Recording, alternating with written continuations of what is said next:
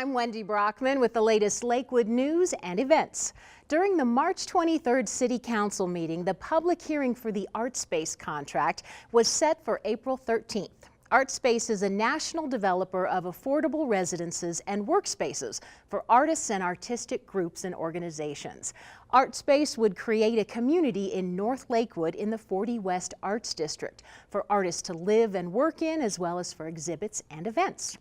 In other council news, council passed a resolution to create a regional records management system for law enforcement agencies in Jefferson County. The system will serve 6 agencies in the county and be funded and used by these agencies. The new system will provide real-time sharing of information among officers in those agencies and aid in filing of cases electronically with the district attorney's office rather than using printed paper documents. Council also approved amendments to the zoning ordinance to clarify and add definitions on a variety of items ranging from composting to portable storage units. To watch the March 23rd City Council meeting online, visit Lakewood.org/council videos. The City of Lakewood will host a free event in honor of Earth Day from 10 a.m. to 3 p.m. on Saturday, April 18th at the Lakewood Heritage Center. You'll have the opportunity to celebrate Earth Day through a variety of interactive demonstrations, booths, activities, and entertainment. Entrance to the event is at the Visitor Center and parking is free. This family-friendly event features lots to do for kids, including an art zone presented by 40 West Arts, an active kids zone sponsored by Macaroni Kid, and a climbing wall. For those looking for something more intellectual, 2 full-length feature films will be shown in the Country Schoolhouse, The Greenest Building at 11 a.m. and Baggett at 1 p.m. Each movie runs about an hour and will be followed by a short discussion. ARC thrift stores will be on site collecting gently worn shoes and will talk with attendees about the store's unique recycling and reuse programs.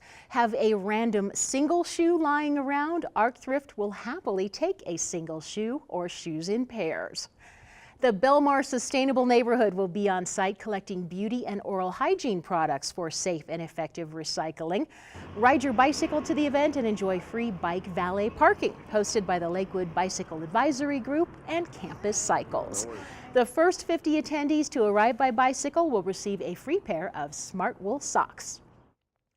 In addition to the festivities, the Rooney Road Recycling Center Foundation will collect electronics for recycling in an adjacent parking lot.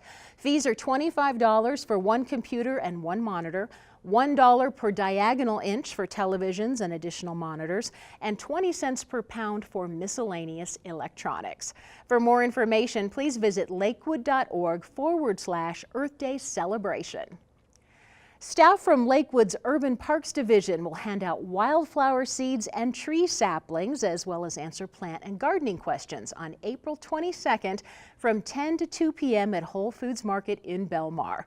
Whole Foods Market will donate 5% of sales from the entire day to Lakewood towards the expansion of the Mount Air Community Farm. Join Bear Creek Lake Park staff to help clean up the park on April 25th from 8 a.m. to noon. You'll get your hands dirty while working on projects such as trail maintenance, trash cleanup, site restoration, building fences, installing signs, and planting trees.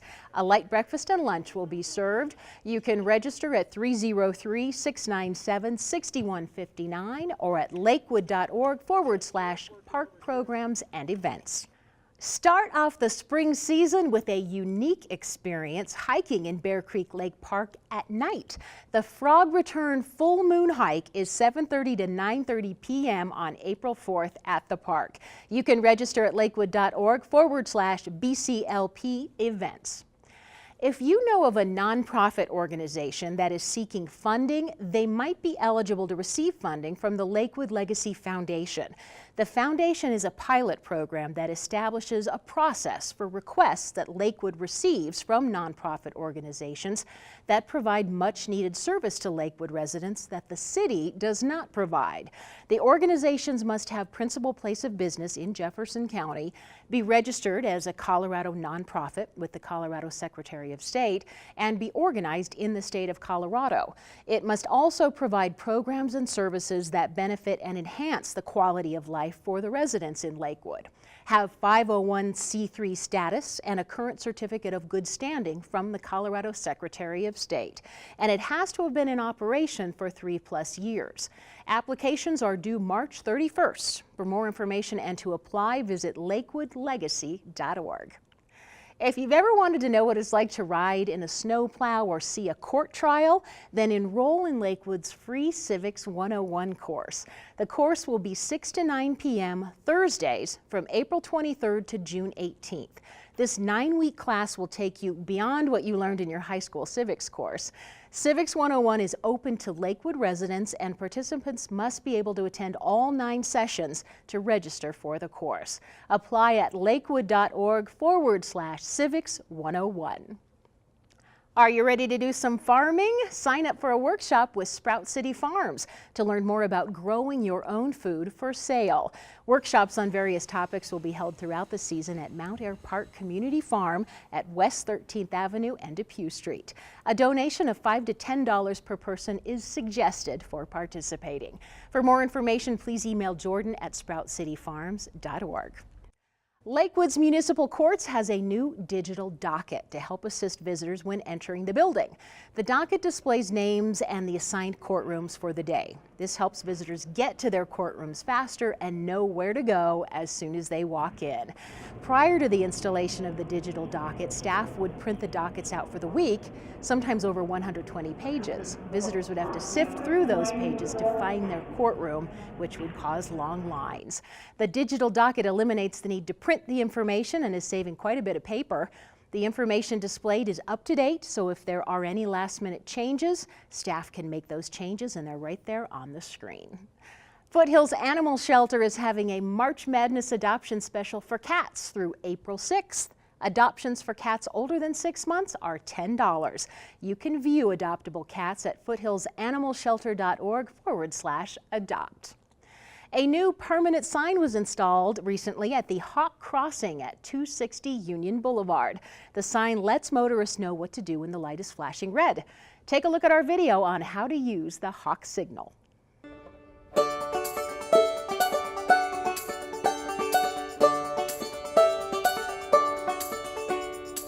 The Hawk signal is a high-intensity activated walk signal.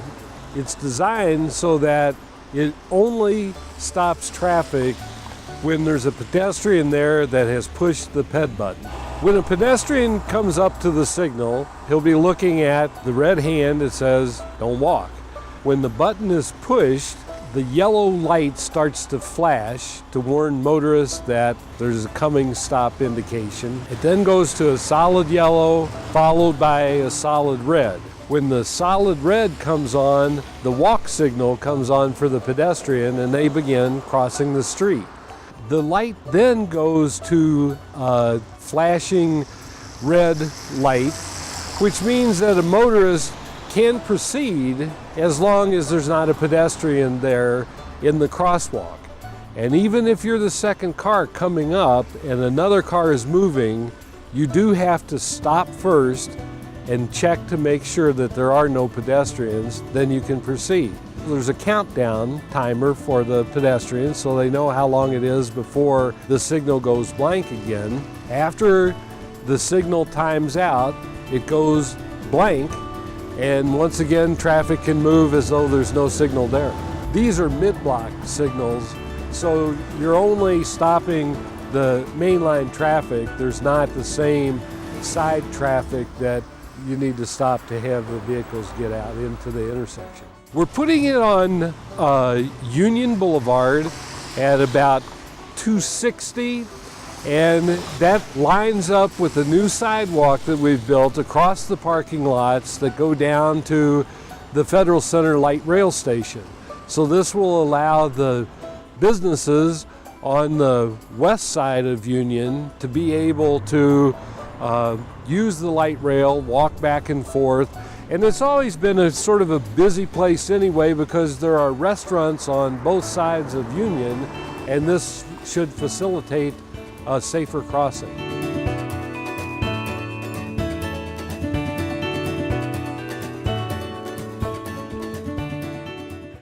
project to renovate the playground at Green Gables Park at 1450 South Garrison Street is underway and should be completed in early May. In addition to a fun, challenging main structure, other play elements include a dish swing, a Unity dome climber, and a spinner bowl. The main play structure was chosen with significant input from residents. The city's neighborhood participation program funded these improvements. You can learn about the program at lakewood.org/NPP. Join 40 West Arts for its 4th annual Inspire Show, an exhibition celebrating the colors and textures of the natural world, from landscapes and wildlife to galactic grandeur and microscopic mysteries.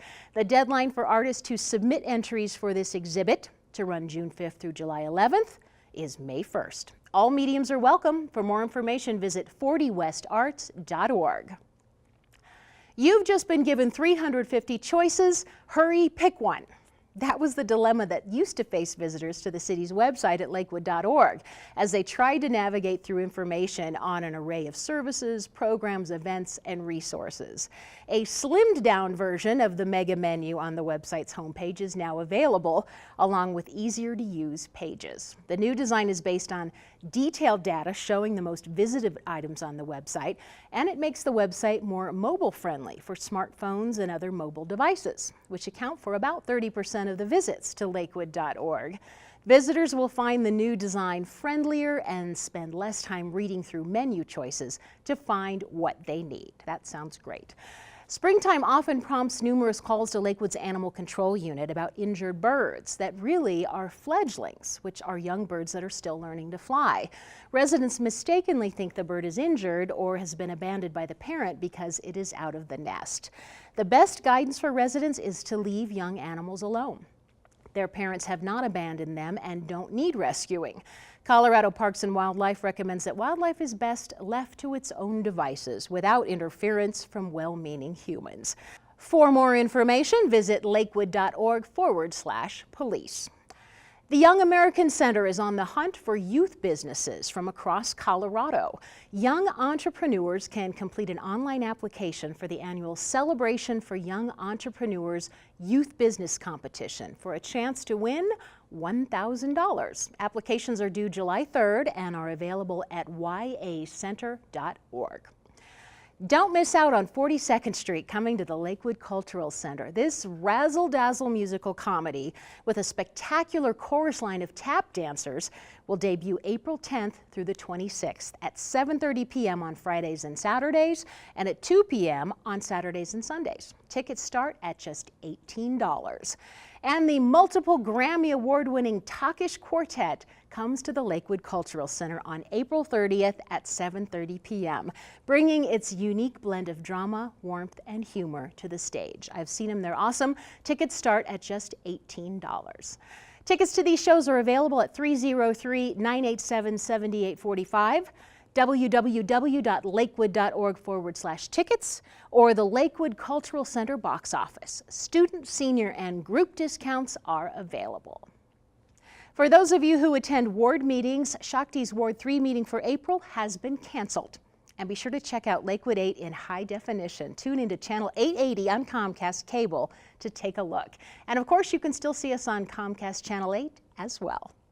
That's it for this edition of City Scene. Stay up to date on the latest Lakewood news and events at lakewood.org/stay informed. I'm Wendy Brockman. Thanks for watching.